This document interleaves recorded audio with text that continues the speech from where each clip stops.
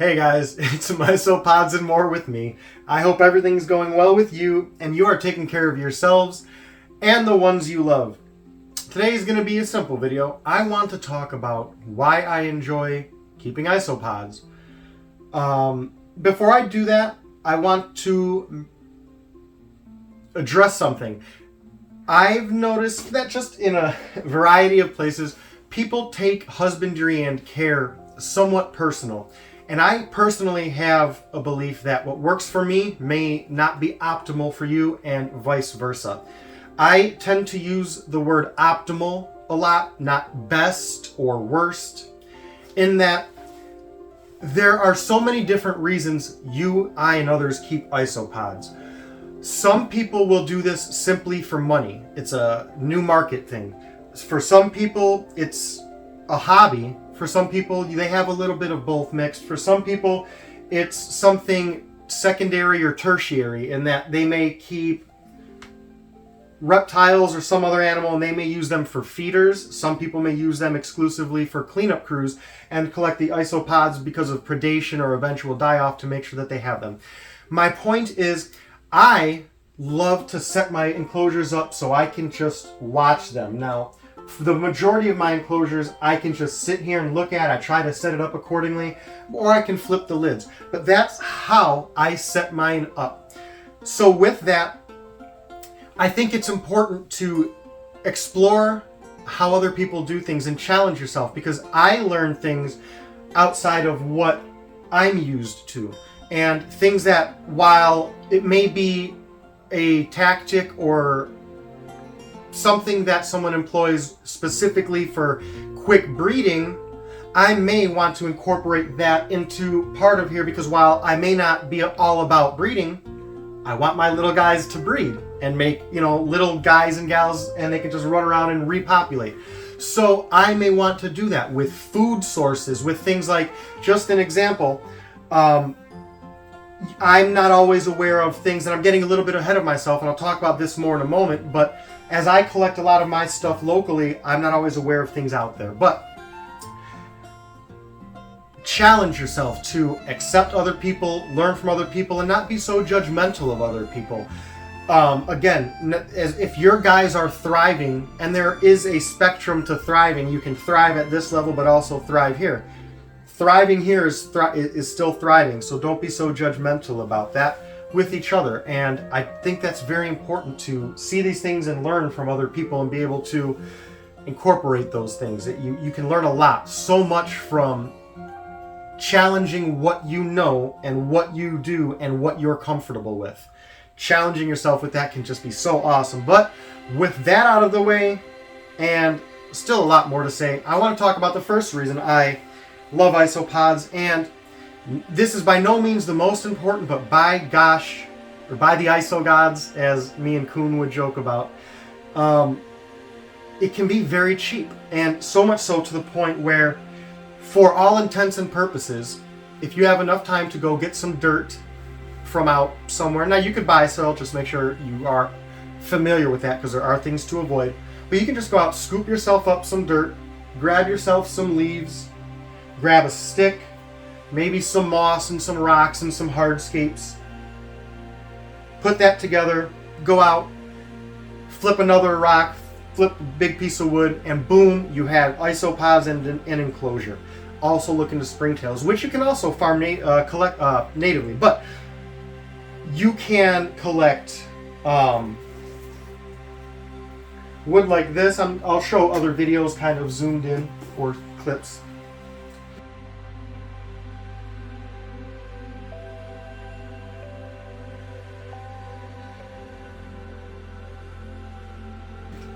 Mosses, like these are all wild caught, aside from the bed of sphagnum moss this is resting on. I'll show again a better picture of that.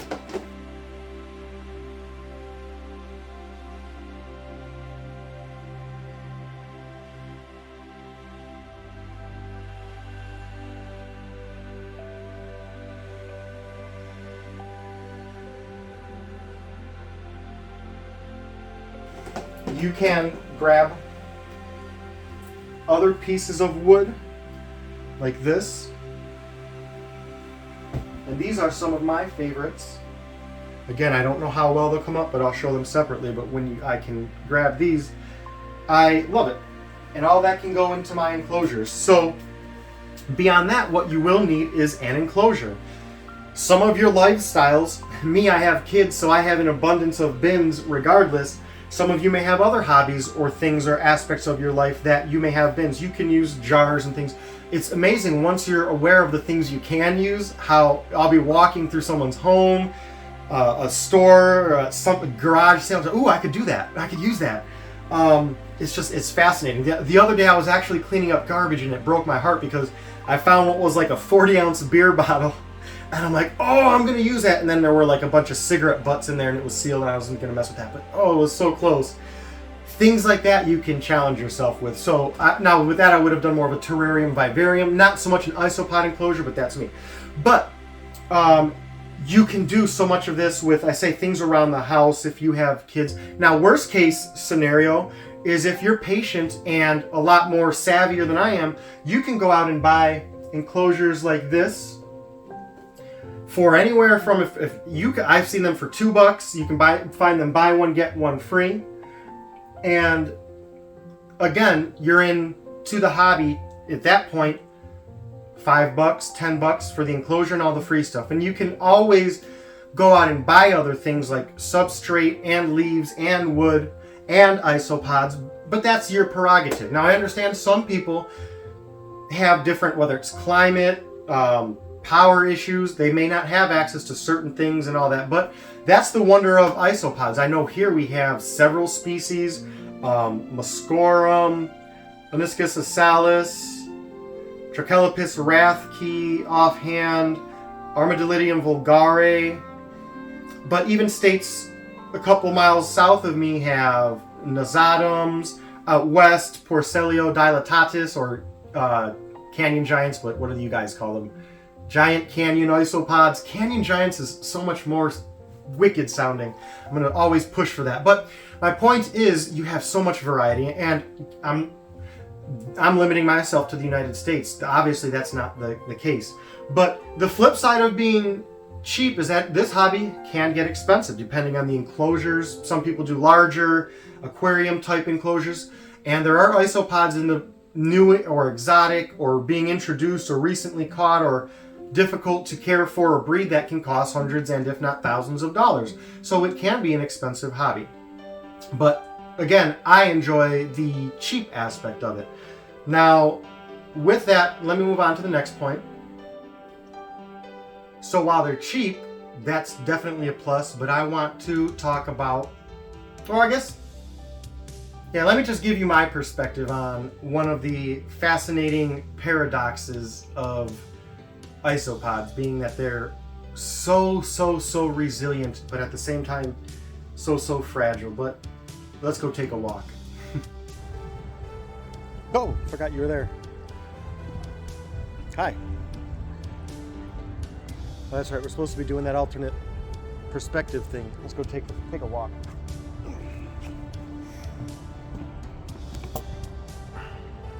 So, we're talking about the rugged nature and the durability of isopods, while at the same time they're very fragile. So I wanted to unpack that a little bit more and figured now would be a good time to do that. It's about mid-30s and it rained today. It may snow this afternoon and it's supposed to be in the 50s or 60s tomorrow. It rains in Michigan, and this area that you see here will sometimes, in fact, the rain will come so much it will generally be right to about this line. So the rainwater will pick up that height, and a couple times it's been above this. So I want you to just take a moment and think about the fact that the individual isopod is susceptible to so many things like desiccation, predation, natural elements out here, hot and cold, water fluctuations coming and going. And here in Michigan, it can do something like this, where, as I mentioned, it can rain here today, saturate everything, and then overnight, sorry about that wind, go and get down to 19 or 10 degrees and freeze over. And I just marvel at the fact that all of those things will kill isopods. The temperature fluctuations, the high, the low temperatures, I should say, in the summer, it gets then incredibly hot and dry out here to the point where it's just crackling under your, and the soil is dry. The substrate is just, again, not optimal for isopods. So again, with all that going against them out here, those little guys that you see, little pill bugs, roly-polies, little mankai doing their thing, they're so fragile, but they're so resilient because, as I just mentioned, I can go out here right now and find isopods. I can go out here when it's a little bit warmer and find isopods. If I came out here when it was colder, I could probably find them, but it would kill them because of the cold. But it just fascinates me that among all of this that you can see, like I say, it'll go from a day like this with, this morning it was, I want to say, 12 degrees at, the low point, and it's getting up to about 45 today with rain and snow. And these guys are content. They're going to be there. They're going to be here probably when we're not. Pesticides, humanity, us doing, coming through and doing all of our things. And the isopods don't care. That paradox of them, it fascinates me. And it's one of the things I love it. Like I say, I'll come out here, and in the span of a week, you can see the temperature fluctuate. And if that happened in my home, it would kill most of my isopods, if not all of them. And if I subjected them to that willingly and purposely, it would probably, again, if not kill most of them, if not all of them. You can hear the wind howling. It's cold. It's going to rain. It's going to snow. But the isopods will be here. That just, it fascinates me. So let's go back in, right? But now that edit it out. Who? Edit it out. You want me to edit it out? Edit it out. Edit it out. Edit it out. Yes. Yes. Okay. No show. But now that massive digression is out of the way, I want to talk about the fact that I can basically just focus on and watch these guys for hours, and the fact that it provides me a direct connection to nature in several ways. But let's start with the nature first, actually. I don't like the new norm. I don't like the fact that many people are controlled by their devices and controlled by social media as opposed to controlling it and using it. The analogy I use is a hammer. If I give you a hammer because I know your door is broken and you need to fix your window and repair some stuff, you could say thank you and do that. Or you could take that same hammer and say, oh, now, Steve-O, if you don't give me the things I want that you have, I'm going to hit you with that hammer and hurt you. Which is not the intention of the hammer, nor was it the intention that I gave it to you. But my point is, social media and these are all the same. They're tools for us to use or be used by. I have 3 daughters. I do not like them being slaves to their monitors, devices, and computers and programs and apps. So I encourage them to go outside and walk, to unplug, as I say. I go out and unplug. And that's the important thing. If I was a slave to my device, and if I was not minding the world about me, if I wasn't going out on my walks, if I wasn't doing those things, I would be hypocritical when telling my kids, you girls go out and unplug and do those things, I'm gonna stay in and and miss all that beautiful stuff going on over there. My 3 daughters all know what a hypocrite is because I want them to be aware of that. So if I'm being hypocritical, they can challenge me and say, Daddy, you're saying X but doing Y. And you told us that's hypocritical and I need to mirror that. All of these are things I try to say to, again, not throw your device away, control it. I like to bring them out and unplug with you. The direct connection to nature is at the very least twofold in that I can come here and many of these things I say I collected, and you open, I don't know if you do this, if you don't I advise it, close your eyes, open your bin and take a big sniff and it will just connect you to nature. The best part about that is if you go and you go, ugh, that smells like mold or funky water or still water, something dead. You know you have to work on your husbandry for that bin because something is out of whack. So either way, it's a win-win. You get that just wonderful intake of just nature, or you get the kick in the butt to get nature going correctly in that bin. The other thing is, as I mentioned, when I go out on my walks and collect all of these things, whether I'm doing it myself, unplugging with you guys on my streams, it's healthy mentally. It's good to get away from things. It's good to walk. It's good to get fresh air. I hear studies about being in forests and sunlight and vitamin D and health and losing weight. Sitting is one of the worst things you can do for you, so limit it. Again, I sit when I edit, and I try to finish it and get up and about whenever I can.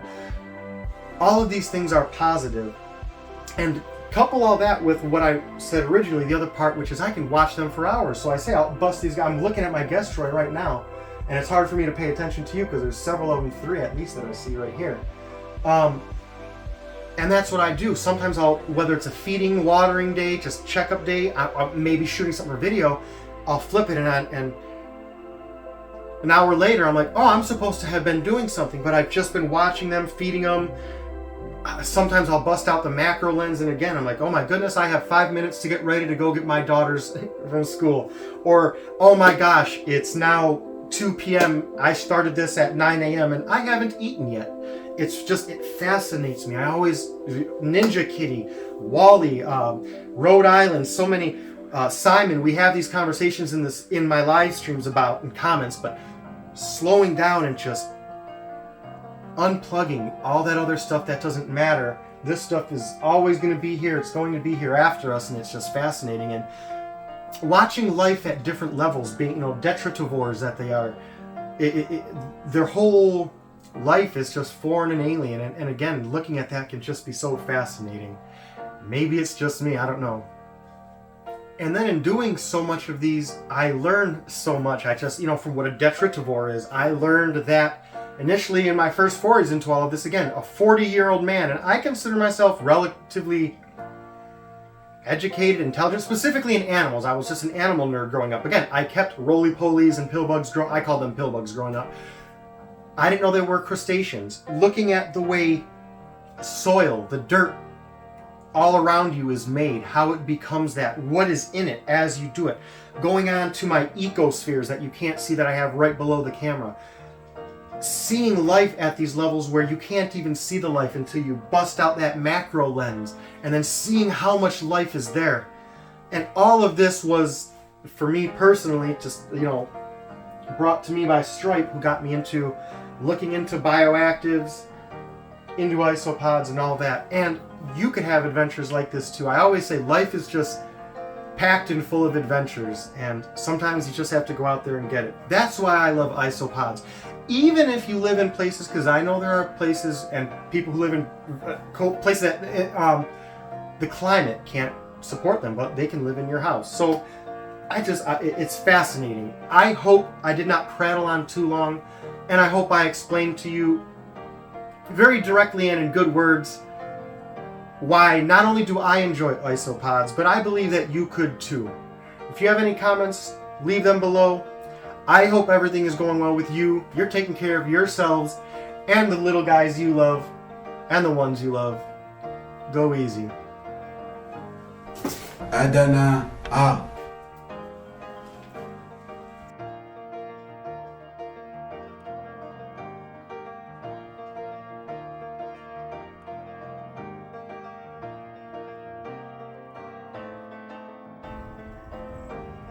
Now I'm gonna go for a little walk. Who am I kidding?